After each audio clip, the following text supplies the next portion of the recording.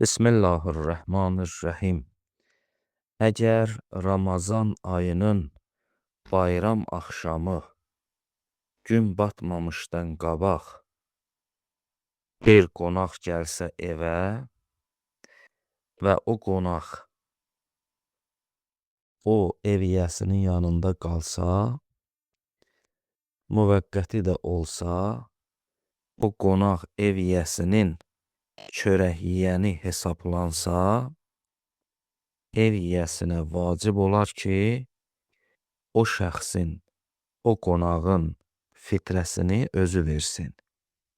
Yəni bayram günü o şəxsin fitrəsini ev yiyəsi versin. O qonağın fitrəsini ev yiyəsi versin. İkinci məsələ bundan ibarətdir ki, əgər bir nəfər seyyid deyil, o eləyə bilməz ki, öz fitrəsini seyyidə versin.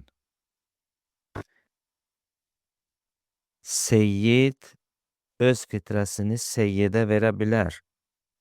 Amma bir nəfər ki, seyyid deyil, öz fitrəsini seyyidə verə bilməz. Yəni, seyyid o fitrəni götürüb istifadə eləyə bilməz. Ona görə ki, Allah seyyidlərə zəkatı haram eləyibdir. Seyyidlər zəkatdan istifadə eləyə bilməzlər. Seyyidlərə Allah xumsun bir hissəsini halal eləyibdir. Əgər bir seyyid fəqir olsa, imkansız olsa, xumsun yarısın ona vermək olar.